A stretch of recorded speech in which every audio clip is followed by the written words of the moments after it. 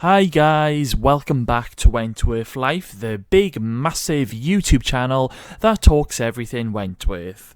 If you're new to the channel, then please hit that subscribe button right now and share the love. And if you stick around until the end of the video, I shall be responding to some of your comments from my previous video. Okay, so who is Anne Reynolds? Well, what we know so far is that she is the new general manager, and she's apparently been sent to Wentworth to help clear up the mess after the prison siege. And what we've learned so far is that she is willing to do anything to get her own way. Now, her biggest thing at the moment seems to be about saving money for the prison, and by doing so, she's actually ended up causing the prisoners to go on a hunger strike. After Anne Reynolds changed the food supplier, and I mean she changed it to a very cheap and nasty supplier, and the women weren't happy, and rightly so. The food was disgusting, and the food ended up giving Boomer food poisoning. So, yeah, she's already caused a lot of problems just by trying to save money for the prison. She has recently enticed Vera back to work as the new industries manager, and she's also introduced a call centre in the prison that the women are working with, and also a creche for prison staff. Okay, so outside of the prison, we've learnt that Anne can be a little bit of a wild girl after she took Vera out on a girly night out, and Anne got Vera very drunk and herself very drunk, and then she ended up copping off with a guy from the nightclub. She ended up going down like some sort of little alleyway, doorway thing. It was on the main road. You could see them, and she ended up having sex with him up against the wall, which Vera saw. And to be fair, Vera didn't really look that shocked. I mean, remember now, Vera knew Anne in her younger days and probably knows just how much of a wild girl Anne can be. But maybe Vera thought, after about 20 years, Anne might have grown out of the wild nights, but clearly she hasn't. So it's been heavily suggested that Anne once had a child, but sadly suffered some sort of tragedy in her past and lost it. Now, we don't know much about this yet. We don't even know if Anne had a daughter or a son. But in a few recent scenes, we have seen in Anne's office some photos on her desk, and it's a photo of a girl. A girl looking, oh gosh, I don't know, between 14 to 17 maybe. And, well, who is this girl? So this is probably Anne Reynolds' daughter, who she has sadly lost in her past. Because during a scene with Vera and Anne, Vera ended up apologising to Anne for being insensitive after she was talking about Grace, and Vera was basically saying that, if anything happened to Grace, she wouldn't be able to forgive herself, and this prompted a moment with Anne and Vera, which heavily suggested that Anne has indeed lost her child in the past. So what exactly happened? Well, there are a few rumours going around right now that we are going to learn a lot more about Anne's past from when she was working and living in the UK. And if the rumours are indeed true, then Anne did once have a daughter, but she tragically lost her during a terrorist attack. So if this is true, then it might actually explain a few things. So this will now lead me quickly onto Judy Bryant, who's been brought into Wentworth as someone who's leaked official documents. However, the NSO guys have been trying to get Judy behind bars for a while, at least that's what we've been led to believe. And they're trying to find some sort of secret laptop that Judy has hidden. So when the laptop is found by the NSO guys, there was apparently terrorist plans on this laptop. And the plans were showing that they were, plans to blow up military bases. Now Judy is claiming her innocence and saying that the NSO guys have planted these documents on her laptop to frame her. Now, the only reason why these NSO guys were actually able to get the laptop was to bug Ali Novak's cell. So Anne would have actually orchestrated this by watching Judy closely and seeing who she was getting close to. So as soon as Anne saw that Judy had become pally with Ali, she would have then told the NSO guys to bug Ali's cell. So if Anne did indeed lose her daughter to a terrorist attack in the UK, then this would make sense as to why Anne has a huge dislike to Judy. The question on everyone's lips is if Judy Bryant is guilty or not. We as viewers are being led to believe that she is this innocent girl, and apparently the Australian government are to blame. But what if Judy is actually the guilty one here, and she has contacts and connections with terrorists? What if Judy was the one who orchestrated or helped orchestrate the terrorist attack in London?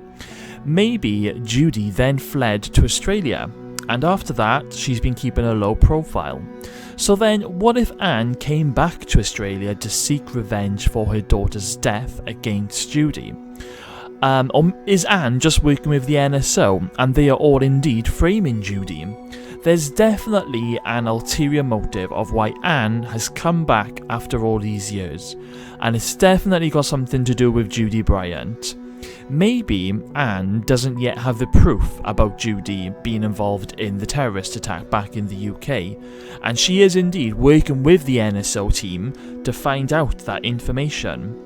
And maybe, what if in a twist later on down the line we find out that Judy was indeed the person responsible for the terrorist attack that killed Anne Reynolds' daughter? Maybe Anne will have her own revenge ideas. It would be a great storyline to have the general manager's daughter's killer in her own prison that she is managing. Could we be in for a big Anne versus Judy showdown in this season final? Maybe Judy will create a bomb to try and get out of Wentworth after it's proven that she is indeed a terrorist. Maybe she will go down that path. Or will Anne completely lose it and try and kill Judy herself, resulting in Anne Reynolds ending up on the wrong side of her own bars? I'm extremely interested in learning more about Anne Reynolds. I want to know her backstory and I want to know her history. She's clearly a woman with secrets and someone you don't want to get on the wrong side of. I think so far she has proven to be quite an interesting character, and I look forward to learning a lot more about her in upcoming episodes. Let me know in the comments box below, do you think Anne is good or bad? Do you think she is genuinely trying to make Wentworth a better place, or do you think she has an ulterior motive? Let me know your thoughts in the comments box below. And on the subject of comment, it's now time for some comment replies. So we have Josh Sims. Do you know if we ever get to see Frankie and Bridget again? No idea, Josh. However, I do feel it would be a missed opportunity if we didn't get to see them in the last season. So even if we don't get to see them in this season, season 8, I would love to see them maybe next year in the season final, season 9. Especially if Ferguson does somehow get her memory back, or it's proven that she's faking and she becomes this evil Joan Ferguson again. It would be a missed opportunity not to have Frankie back, even if it's a few guest appearances. So yeah, I'd like to see them back, but we just don't know yet, but never say never. Thank you for your comment, Josh. And we have Meanie140. I'm really curious on when Sheila is going to turn up. Surely that has to be a major game changer, especially with how in the trailer we saw that she knows Reb.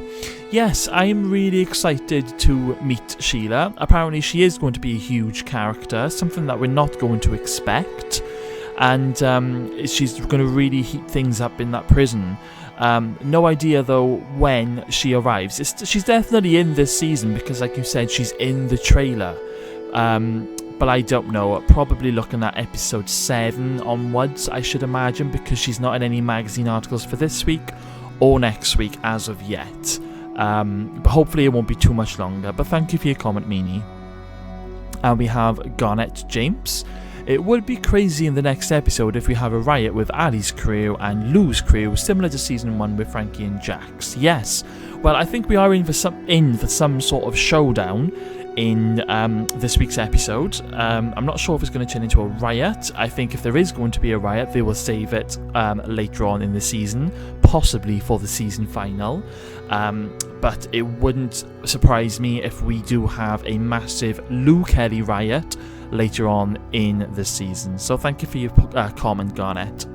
And we have G. Quinn. Hey buddy, I'm gutted we didn't see Joan go all Kill Bill style, or Kill Will in her case, and smash her way out of the box. It would have made her the ultimate badass that's literally impossible to get rid of. Great review once again, Craig. It's always great to get your perspective. Oh, cheers, G. Quinn. So, yeah, I thought we might see a bit more of Ferguson coming up from the dirt type of thing. Even if Murphy did save her, all we saw was her putting her hand out. Because as much as I loved the reveal of how she got out, I thought it all makes sense, but I wanted to see more.